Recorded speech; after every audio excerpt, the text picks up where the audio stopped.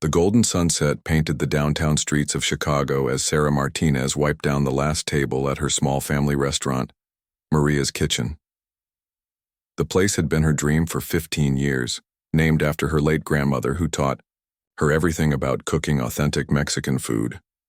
The restaurant wasn't fancy, with its mismatched chairs and hand-painted murals on the walls, but it served the best tacos and enchiladas in the neighborhood. Sarah looked around with pride at what she had built from nothing. She remembered the days when she worked 3 jobs to save money for this place, sleeping only 4 hours a night, and dreaming of the day she could serve her grandmother's recipes to the world. The restaurant had struggled in its early years, barely making enough to pay rent, but slowly word spread about the incredible food and warm atmosphere. Tonight was different, though. Sarah had noticed the couple sitting in the corner booth for over 2 hours. They wore simple clothes, the man in a worn baseball cap and faded jeans, the woman in a plain sweater that had seen better days. Their shoes were scuffed, and they carried old backpacks that looked like they had traveled many miles. What bothered Sarah wasn't their appearance, but their behavior. The couple had ordered only water and a single plate of chips and salsa, the cheapest items on the menu. They sat there talking quietly, occasionally glancing around the restaurant with what Sarah perceived as judgment in their eyes. The man kept pulling out his phone to take pictures, not of the food, but of the restaurant itself. The walls, the kitchen entrance, even the other customers. Sarah's assistant manager, Carlos, approached her with concern written across his face.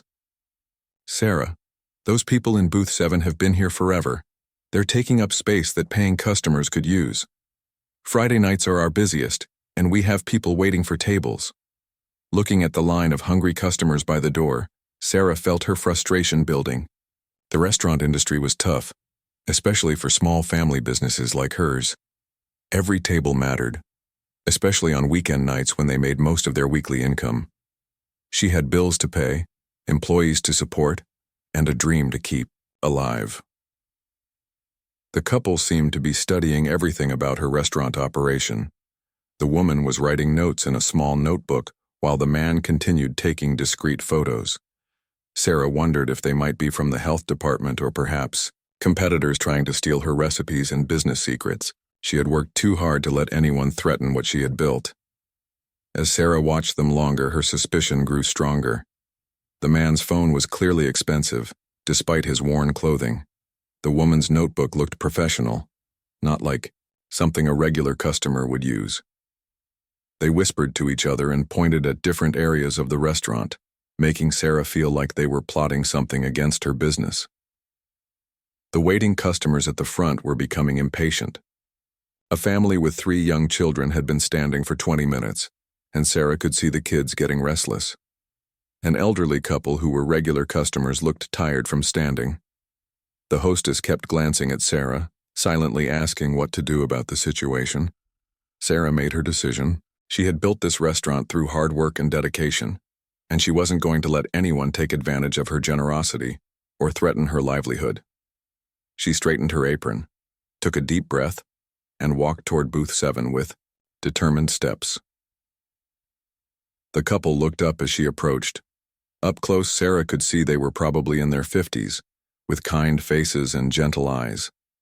But her frustration overrode any sympathy she might have felt. She had responsibilities to her other customers and her business. "Excuse me," Sarah said, trying to keep her voice professional but firm. "I noticed you've been here for quite a while with just water and chips. We have customers waiting for tables, and this is our busiest night of the week. I'm going to have to ask you to either order dinner or give up the table for other guests."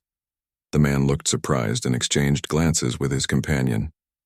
"We understand you're busy," he said politely. "We were just enjoying the atmosphere of your restaurant. The food smells wonderful, and the place has such character.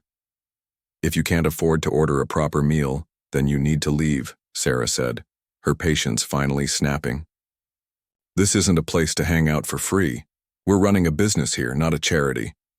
The woman's face showed hurt at Sarah's harsh words, but she began gathering her things without argument. "Of course, we're sorry to have inconvenienced you," she said quietly. "We didn't realize we were causing problems." Sarah felt a momentary pang of guilt seeing the woman's reaction, but she pushed it aside. She had made the right business decision.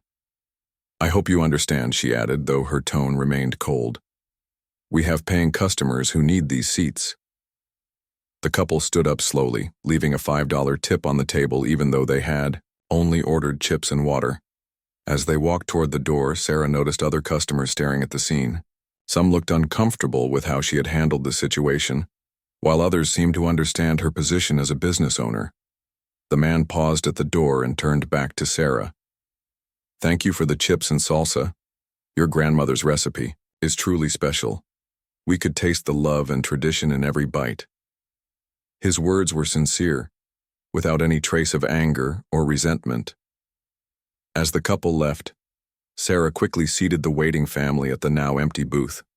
The children immediately perked up, excited to finally sit down and order their favorite Mexican dishes. The restaurant filled with the normal sounds of a busy Friday night: laughter, conversation, and the sizzling of food being prepared in the kitchen. Carlos nodded approvingly at Sarah's decision. "You did the right thing," he assured her. "We can't let people take advantage of our kindness. This is a business and every table matters." But as Sarah returned to her work, she couldn't shake the image of the couple's faces as they left. Something about their dignified response to her harsh treatment bothered her more than she wanted to admit. The next morning, Sarah arrived at the restaurant early as usual to prep for the weekend brunch crowd. She always came in at 6 a.m. to make fresh salsa, prepare the mesa for tortillas, and set up the kitchen exactly the way her grandmother had taught her. The quiet morning hours were her favorite time, when she could connect with the food and remember why she started this journey. As she chopped tomatoes and onions for the salsa, Sarah's mind kept drifting back to the couple from the night before. Their polite response to her harsh treatment had left her feeling unsettled. Most people would have argued or caused a scene when asked to leave, but they had simply accepted her decision with grace and dignity. Carlos arrived at 7:30, bringing fresh bread from the bakery down the street. "Good morning, boss," he called out cheerfully. "Ready for another busy day?" He had worked with Sarah for 5 years and knew her moods better than anyone. "You seem distracted. Everything okay?" Sarah paused in her chopping. "Do you think I was too harsh with that couple last night? They seemed like decent people, just down on their luck, maybe." "Hey, you made a business decision," Carlos replied, tying on his apron. "We had paying customers waiting. You can't run a restaurant on sympathy alone. Remember what happened to Tony's place down the street? He was too soft-hearted. And now there's a nail salon where his restaurant used to be." The morning prep continued, normally until Maria, the day shift waitress, burst through the front door with excitement written all over her face. She was holding her smartphone and practically bouncing with energy. "Sarah, you need to see this right now," Maria exclaimed, waving her phone in the air. "There's something on the news about our restaurant." Sarah's heart sank. Had someone posted a negative review about last night's incident? In today's social media world, one bad experience could destroy a small business overnight. She had heard horror stories of restaurants being ruined by viral posts showing poor customer service. "What kind of news?" Sarah asked nervously, wiping her hands on her apron. "Please tell me it's not some angry review about last night." No, it's amazing news," Maria said, pulling up a video on her phone. "Look at this morning's Channel 7 news segment. They're talking about Maria's kitchen." Sarah, Carlos, and the other morning staff gathered around Maria's small phone screen. The local news anchor, Janet Stevens, was speaking directly to the camera with the downtown Chicago skyline behind her. "Last night, 2 very special visitors dined at a small family restaurant called Maria's Kitchen," the anchor began. What the restaurant owner didn't know was that her guests were renowned food critics James and Patricia Wellington from the prestigious Culinary Excellence Foundation. Sarah's face went pale as she recognized the couple from the night before. The same man in the baseball cap and the woman with the gentle eyes. But now they were dressed in professional attire and sitting in a television studio. The Wellingtons travel across the country in disguise, seeking out authentic family restaurants that preserve traditional cooking methods and cultural heritage, the anchor continued. They were in Chicago as part of their annual search for the recipient of the Foundation's Heritage Restaurant Award, which comes with a $50,000 grant and national recognition. Carlos grabbed Sarah's arm. "Those are the people you kicked out last night? The famous food critics?" Sarah felt sick to her stomach as the news segment continued. The anchor was now interviewing James Wellington, who spoke with the same gentle voice Sarah remembered from the night before. "We always visit restaurants incognito to get an authentic experience," James explained to the interviewer. "We dress simply and order modestly to see how restaurants treat all their customers, not just the ones who appear wealthy or important." "And what was your experience at Maria's Kitchen?" the interviewer asked.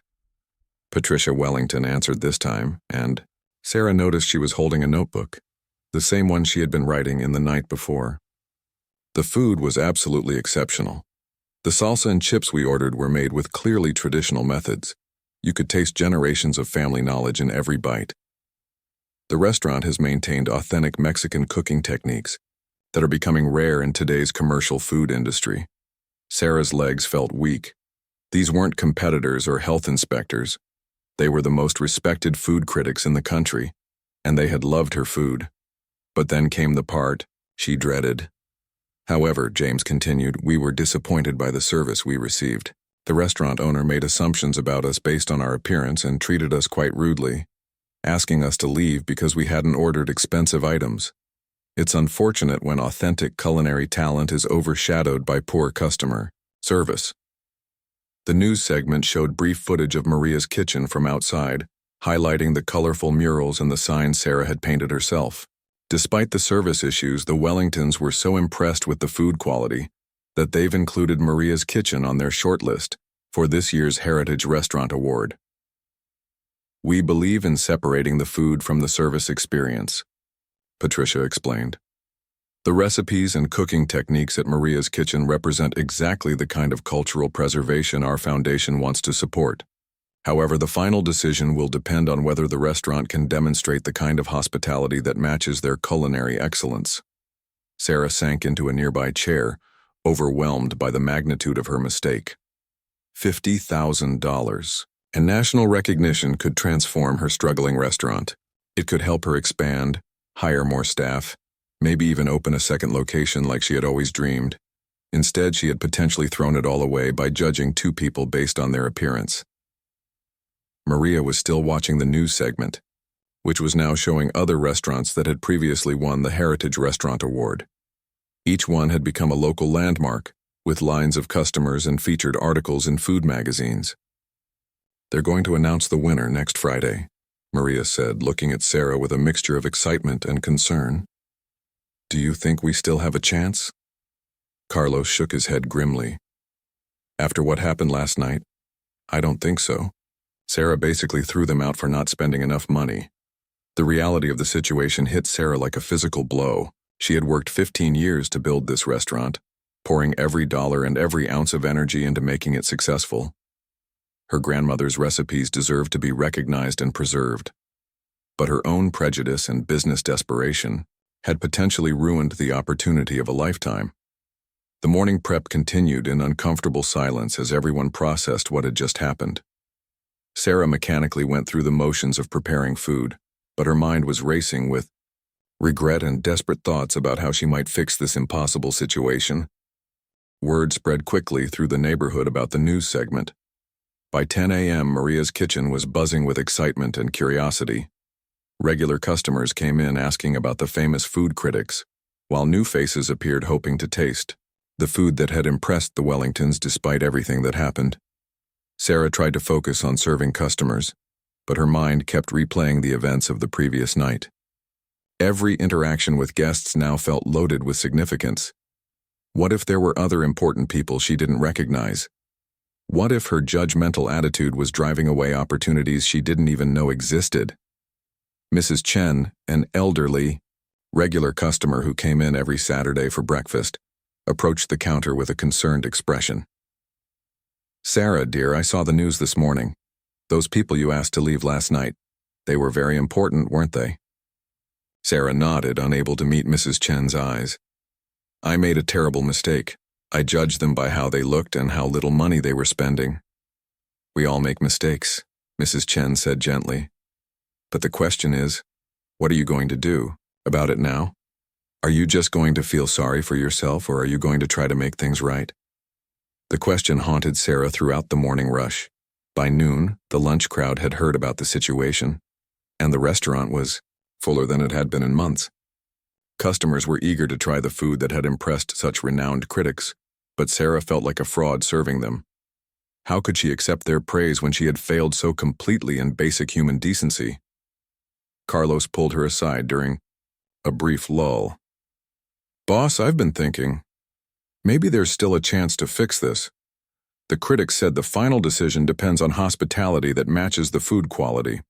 What if you could somehow show them that last night wasn't who you really are?" "How?" Sarah asked desperately. "I can't take back what I did. They probably think I'm some heartless business owner who only cares about money." "But that's not who you are," Maria interjected, joining their conversation. "I've worked here for 3 years and I've seen you give free meals to homeless people. Remember when that single mother couldn't afford to feed her kids and you made sure they had dinner every night for 2 weeks? Or when old Mr. Rodriguez was sick and you delivered soup to his apartment every day?" Sarah had forgotten about those moments in the shadow of her current shame. She had always believed in using her restaurant to help her community when she could. Her grandmother had taught her that food was about more than business. It was about bringing people together and caring for those who needed it most. "The problem is, the Wellingtons don't know that side of you," Carlos continued. "All they saw was someone who judged them unfairly. But maybe if you could find a way to show them who you really are." As if summoned by their conversation, the front door chimed, and Sarah looked up to see a familiar figure entering the restaurant. It was Patricia Wellington, no longer in disguise but wearing professional attire and carrying the same notebook from the night before. Sarah's heart pounded as Patricia approached the counter. The restaurant seemed to grow quiet as other customers sensed something important was happening. Patricia's expression was neutral, giving no hint of her intentions. "Ms. Martinez," Patricia said, extending her hand professionally. "I'm Patricia Wellington. I believe we met last night, though under different circumstances." Sarah shook her hand, noticing how warm and genuine Patricia's grip was despite everything that had happened. "Mrs. Wellington, I am so sorry about last night. If I had known who you were—" "That's exactly the problem," Patricia interrupted, gently. "You shouldn't need to know who someone is to treat them with respect and kindness. That's what true hospitality means, treating every person who walks through your door as if they matter." The words stung because they were true. Sarah felt tears threatening to fall, but she maintained her composure. "You're absolutely right. I failed as a host and as a human being. I let business pressure and assumptions cloud my judgment." Patricia studied Sarah's face carefully, as if trying to read her sincerity. "My husband and I have visited hundreds of restaurants over the years. We've been treated rudely before, usually by places that are all flash and no substance. But your situation is different. The food you serve comes from the heart. We could taste that immediately. The disconnect between your cooking and your service last night was puzzling. This restaurant is everything to me," Sarah began, choosing her words carefully. "My grandmother taught me these recipes, and I've worked 15 years to build this place. But somewhere along the way, I started focusing more on surviving financially than on the reason I started cooking in the first place, to bring joy and comfort to people through food." Patricia made notes in her book as Sarah spoke. "Tell me about your grandmother's influence on your cooking." For the next hour, Sarah found herself telling Patricia stories she hadn't shared in years. She talked about learning to make tortillas at age 7, standing on a step stool next to her grandmother's stove. She described how her grandmother would cook for the entire neighborhood during difficult times, never asking for payment but always making sure everyone was fed. "My grandmother used to say that food is love made visible," Sarah said, her voice growing stronger as she connected with these memories. "She taught me that the most important ingredient in any dish is the intention behind it. When you cook with love and serve with generosity, the food tastes better." Patricia smiled for the first time since entering the restaurant. That philosophy is exactly what the Heritage Restaurant Award is meant to recognize and preserve. But philosophy means nothing without practice. How do you put those values into action in your daily operations? Sarah gestured around the restaurant, pointing out details Patricia might not have noticed. The corner table where she always seated elderly customers so they wouldn't have to walk far. The children's menu with prices low enough that any family could afford a meal. The wall of photos showing community events the restaurant had catered for free.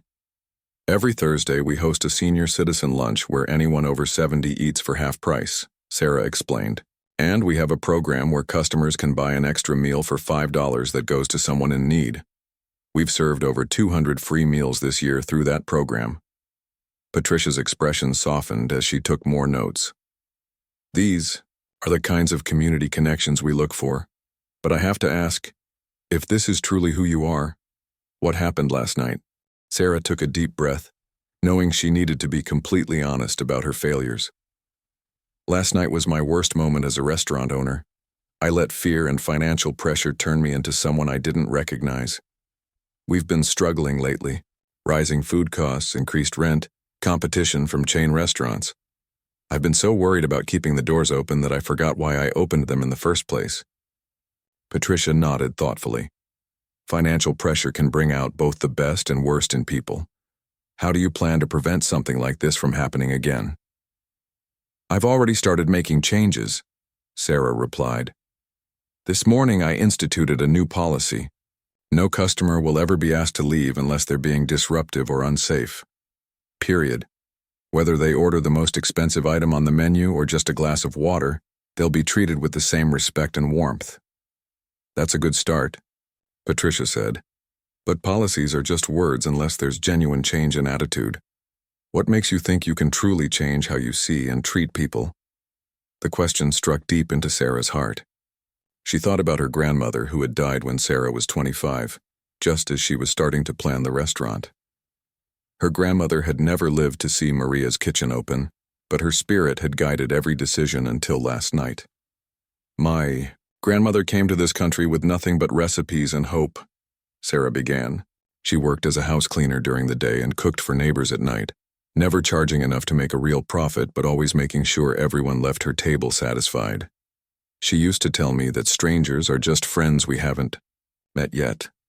Sarah paused, feeling the weight of how far she had strayed from those teachings. Last night I dishonored her memory and everything she taught me, but I also realized something important. Success without compassion is just failure with better profits. I want to rebuild this restaurant on the foundation my grandmother would be proud of. Patricia made more notes, her expression remaining professionally neutral. These are beautiful words, Ms. Martinez, but the Heritage Restaurant Award is based on consistent actions over time, not promises for future improvement. How can we be sure this change is genuine? Before Sarah could answer, the front door opened and a homeless man named David shuffled in. Sarah recognized him immediately. He came by every few days, usually asking if there were any leftover meals or if he could work for food. She had always helped him when possible, but had asked him to use the back entrance to avoid making other customers uncomfortable. This moment felt like a test of everything she had just promised Patricia. David approached the counter hesitantly, clearly aware that the restaurant was busy with the lunch crowd. His clothes were dirty, he needed a shower, and several customers were already looking at him with obvious discomfort. "Hi, Sarah," David said quietly. "I'm sorry to bother you during lunch rush. I was wondering if maybe you had any leftover rice or beans? I haven't eaten since yesterday morning." Sarah looked at Patricia, who was watching this interaction with intense interest. This was her chance to prove that her words meant something. She could feel the eyes of every customer in the restaurant on her. "David, you don't need to apologize," Sarah said warmly, moving out from behind the counter. "And you don't need leftovers. Let me get you a proper meal." She guided him to a clean table in the center of the dining room, not hidden in the back corner where she used to seat people she thought might make other customers uncomfortable. "I don't have money for a full meal," David protested, clearly embarrassed by the attention he was receiving from other diners. "You're my guest today," Sarah said firmly. "What would you like? The chicken enchiladas are fresh and we just made a new batch of guacamole." As David placed his order, Sarah noticed the reactions of her other customers. Some looked uncomfortable, but others seemed touched by the gesture. Mrs. Chen smiled approvingly from her corner booth. A young family at a nearby table was explaining to their children about kindness and helping others. Patricia watched as Sarah personally served David's meal, sitting with him briefly to make sure he felt welcome and comfortable. When David tried to leave quickly to avoid lingering, Sarah insisted he stay and finish his meal properly, bringing him fresh coffee and making casual conversation that helped him relax. After David left with a full stomach and a container of extra food for later, Patricia approached Sarah again. That was either perfectly timed theater for my benefit or a genuine example of who you really are. Which was it? Carlos stepped forward before Sarah could answer. Ma'am, I've worked here for 5 years, and that scene happens at least twice a week. Sarah has been feeding homeless people since the day we opened. The only difference today was that she didn't try to hide it. Patricia looked surprised. Hide it? Why would you hide acts of kindness? Sarah felt ashamed as she answered. I was worried it would hurt business if paying customers saw homeless people eating here. I thought it made the restaurant look unprofessional or unsafe. So I usually gave them food through the back door or waited until we were closed. And now? Patricia asked. Now I realize that hiding compassion is the real problem, Sarah replied. A restaurant should be a place where everyone feels welcome. If customers don't like seeing kindness, then they're not the kind of customers I want anyway. Patricia smiled, for the first time since entering the restaurant. That's exactly the kind of thinking that creates truly special dining experiences. When a restaurant becomes a pillar of community support, it develops a loyal following that goes beyond just good food. Maria approached their table carrying a thick folder. Excuse me, but I thought you might want to see these, she said to Patricia. These are letters from customers over the past 3 years, thanking Sarah for various acts of kindness. Patricia opened the folder and began reading. Letter after letter described times when Sarah had helped community members, catering a funeral for free when a family couldn't afford it, hiring teenagers who needed work experience, staying open late to feed hospital workers during a local emergency. I had no idea you kept these, Sarah said to Maria, touched by the gesture. I kept them because I wanted you to remember who you really are during the tough times, Maria replied. You've helped so many people, and they remember. That's why we have such loyal customers. Patricia closed the folder and looked at Sarah with new respect. These letters paint a very different picture from what I experienced last night. They show a pattern of genuine community involvement and caring that goes far beyond normal business practices. Patricia spent the rest of the afternoon observing the restaurant's operations. She watched Sarah interact with customers, noting how she remembered regular guests' favorite orders and asked about their families. She saw the way the staff worked together like a close-knit family, supporting each other during busy periods and celebrating small victories together. Around 3 p.m., an unexpected situation arose that would prove to be the ultimate test of Sarah's transformation. A well-dressed businessman entered the restaurant, talking loudly on his phone and demanding immediate service despite the fact that several customers were already waiting to be seated. I need a table right now, he announced rudely, snapping his fingers at Maria. I have an important business meeting and I don't have time to wait around. The old Sarah might have accommodated this demanding customer, prioritizing his apparent wealth and importance over the people who had been waiting patiently. But something had fundamentally changed in her perspective over the past 24 hours. Sir, we'll be happy to seat you as soon as we have a table available, Sarah said politely but firmly. These customers have been waiting ahead of you, so we'll serve them first. Would you like to put your name on the waiting list? The businessman looked outraged. Do you know who I am? I own 3 restaurants in this city. I could shut down this little operation with one bad review online. Patricia watched this interaction with particular interest, her pen poised over her notebook. This was exactly the kind of test that revealed a restaurant owner's true character. How they handled difficult customers while maintaining fairness for everyone else. I respect that you're successful in the restaurant business, Sarah replied calmly. But that doesn't give you the right to cut in front of other customers who've been waiting patiently. We serve people in the order they arrive, regardless of who they are or what they do." The businessman stormed out, muttering threats about negative reviews and health department complaints. Sarah felt a momentary flutter of anxiety about potential retaliation, but she also felt proud that she had stood up for her principles and protected her other customers.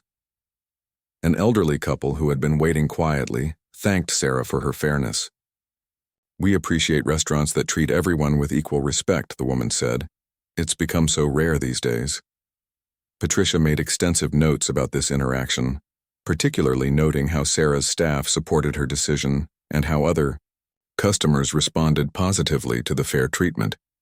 This was evidence of the kind of principled leadership that the Heritage Restaurant Award sought to recognize. As the afternoon continued, Patricia interviewed several customers about their experiences at Maria's Kitchen. She learned that the restaurant was known throughout the neighborhood, not just for its food, but for its role as a community gathering place where people from all backgrounds felt welcome. "This place saved my life," shared Jennifer, a young single mother. "When I was going through my divorce and barely had money for groceries, Sarah made sure my daughter and I never went hungry. She hired me as a part-time server even though I had no experience, and she let me bring my daughter to work when I couldn't afford childcare." Another customer, an elderly man named Frank, told Patricia about how the restaurant staff had organized a birthday celebration for him when they learned he had no family in the city. "They made me feel like I belonged somewhere," he said. "That's worth more than the best food in the world." These stories painted a picture of a restaurant that operated as much more than a business. It was a vital part of the community's social fabric. Patricia began to understand that Sarah's treatment of her and her husband the previous night had been completely out of character, a momentary lapse caused by stress rather than a reflection of her true values. As the day wound down, Patricia asked to speak privately with Sarah in the restaurant's small office behind the kitchen. The office was cramped but organized, with photos of Sarah's grandmother prominently displayed alongside certificates from local charities thanking the restaurant for its support. "I want to be completely honest with you," Patricia began. "When my husband and I left here last night, we were both deeply disappointed. Not just because of how we were treated, but because the disconnect between your exceptional food and your poor hospitality was so jarring." Sarah's heart sank, thinking Patricia was about to deliver bad news about the award. "However," Patricia continued, "what I've seen today has completely changed my understanding of who you are and what this restaurant represents. The way you handled that demanding businessman, your treatment of David, the stories from your customers, these all show a pattern of genuine caring that goes far beyond what we typically see in restaurants." Sarah felt a spark of hope, but tried not to get too excited. "Does that mean we still have a chance at the award?" "More than a chance," Patricia said, smiling broadly. "Your restaurant exemplifies exactly what the Heritage Restaurant Award was created to recognize. You're preserving not just traditional cooking methods, but traditional values of hospitality and community care." "But what about last night?" Sarah asked. "How can you overlook such a serious failure in judgment?" Patricia leaned forward, her expression serious but kind. "Everyone has moments they're not proud of. What matters more is how you respond to those moments. You didn't make excuses or try to justify what happened. Instead, you took responsibility, made immediate changes, and demonstrated through your actions today that you've learned from the experience." Sarah felt tears of relief and gratitude beginning to form. "I promise you, nothing like last night will ever happen again. I've remembered who I am and why I started this restaurant." "I believe you," Patricia said. "But more importantly, your actions today proved it to me and to your customers. That's the kind of authentic character we want to celebrate with this award." Patricia gathered her notes and prepared to leave, but she paused at the office door. "There is one condition for receiving the award. We require all winning restaurants to participate in our mentorship program, sharing their knowledge and values with other restaurant owners who are struggling to build their businesses ethically. I would be honored to help other restaurant owners learn from both my successes and my mistakes," Sarah replied immediately. If I can help even one person avoid making the same judgmental errors I made, then something good will have come from this experience. Patricia shook Sarah's hand warmly. The award ceremony is next Friday evening at the Culinary Institute. Plan to bring your key staff members. They're as much a part of this recognition as you are. The week following Patricia's visit flew by in a whirlwind of preparation and nervous excitement. Word had spread throughout the neighborhood that Maria's Kitchen was being considered for a prestigious national award, and the restaurant experienced the busiest week in its 15-year history. Sarah used this time to implement the changes she had promised Patricia. She created a formal mission statement for the restaurant that honored her grandmother's values of treating every person with dignity and respect. She trained her staff on the new policies, emphasizing that customer service should never be based on assumptions about people's wealth or status. The most significant change was the installation of a community board near the entrance, where customers could post notices about local events, job opportunities, or requests for help.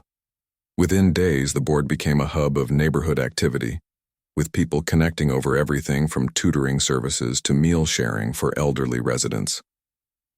Sarah also established a formal pay-it-forward program, allowing customers to purchase meals for others in need. The response was overwhelming. Within 1 week, over 50 meals had been purchased by customers wanting to help their neighbors. The program created a beautiful cycle of generosity that touched everyone who participated. On Thursday evening, the night before the award ceremony, Sarah stayed late at the restaurant reflecting on the incredible journey of the past week. Her mistakes had led to consequences she never could have imagined, but they had also forced her to rediscover the heart of why she became a chef in the first place. Carlos found her sitting quietly in the dining room, looking at the photos of her grandmother that decorated the walls. "Nervous about tomorrow?" he asked, settling into the chair across from her. "Grateful," Sarah replied. "A week ago, I thought success meant keeping the restaurant profitable at any cost. Now I understand that real success means staying true to the values that made me want to cook in the first place." Friday evening arrived with crisp autumn air and golden light streaming through the windows of the prestigious Culinary Institute downtown. Sarah arrived with Carlos, Maria, and 3 other key staff members, all dressed in their finest clothes, and filled with nervous excitement. The award ceremony was elegant but warm, held in a beautiful dining room filled with respected figures from the culinary world. Sarah recognized several famous chefs and restaurant owners she had only seen on television or in magazines. For a moment, she felt overwhelmed by the magnitude of the honor. James and Patricia Wellington approached their table during the cocktail hour. James extended his hand with a genuine smile that showed no trace of resentment from their first meeting. "Ms. Martinez, it's wonderful to see you again under much better circumstances." "Mr. Wellington, I cannot apologize enough for how I treated you and your wife," Sarah began, but James raised his hand gently to stop her. "What matters is not the mistake you made, but what you learned from it," he said kindly. "Patricia has told me about the remarkable changes you've implemented at your restaurant. That kind of authentic growth is exactly what we hope to inspire with this award." When the formal presentation began, Sarah listened as Patricia took the stage to explain the Heritage Restaurant Award and its mission to preserve culinary traditions while promoting ethical business practices. She spoke about the importance of restaurants that serve as community anchors, places where food brings people together across all social and economic boundaries. This year's recipient, Patricia announced, represents the very best of what American restaurants can be. Maria's Kitchen in Chicago has spent 15 years serving authentic Mexican cuisine prepared with traditional methods passed down through generations. But more importantly, they have created a space where every person who walks through their doors is treated with dignity and respect. Sarah felt her heart racing as Patricia continued. The owner, Sarah Martinez, demonstrates that true hospitality means serving not just good food, but serving it with genuine care for every customer. Her restaurant has become a vital part of its community, providing not just meals but hope, support, and connection for people from all walks of life. When their table was called to the stage, Sarah felt like she was floating. The $50,000 check seemed almost secondary to the recognition of the values her grandmother had instilled in her. As she accepted the award, Sarah thought, about how proud her grandmother would be to see those family recipes honored on such a prestigious stage. In her acceptance speech, Sarah spoke from the heart about the journey that had brought her to this moment. "A week ago, I made a terrible mistake that almost cost me everything I had worked for. I judged two people based on their appearance and forgot the most important lesson my grandmother ever taught me, that every person deserves to be treated with kindness and respect." She looked directly at James and Patricia as she continued. "Sometimes our biggest failures become our greatest teachers. The Wellingtons showed me that true success in the restaurant business isn't just about profit, margins, or busy Friday nights. It's about creating a place where people feel valued and cared for, regardless of who they are or what they can afford to spend." The audience applauded warmly as Sarah concluded her speech by dedicating the award to her grandmother's memory and to all the customers who had supported Maria's Kitchen through the years. After the ceremony, as the evening wound down, Sarah found herself in conversation with several other restaurant owners who were inspired by her story. Many shared their own struggles with balancing financial pressures and ethical values, and Sarah realized that her experience could indeed help others avoid similar mistakes. The drive back to the restaurant was filled with celebration and plans for the future. The $50,000 would allow Sarah to upgrade equipment, expand the community programs, and create a scholarship fund for young people interested in culinary careers. But more importantly, the recognition would bring new customers who shared the restaurant's values of community and compassion. When they arrived back at Maria's Kitchen, Sarah was shocked to find a crowd of neighbors and regular customers waiting outside with handmade signs congratulating the restaurant on its award.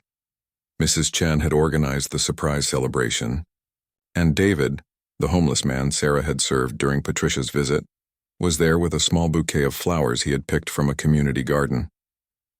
As Sarah looked around at the faces of people whose lives had been touched by her restaurant, in small but meaningful ways, she understood that the real award wasn't the check or the national recognition. The real prize was the community of people who had come together around shared meals and mutual care. The celebration continued late into the evening, with Sarah serving her grandmother's recipes to the people who mattered most, the neighbors, friends, and chosen family who had supported Maria's Kitchen through all its ups and downs. It was exactly the kind of gathering her grandmother would have loved, where food brought people together and everyone left, feeling a little more connected to their community.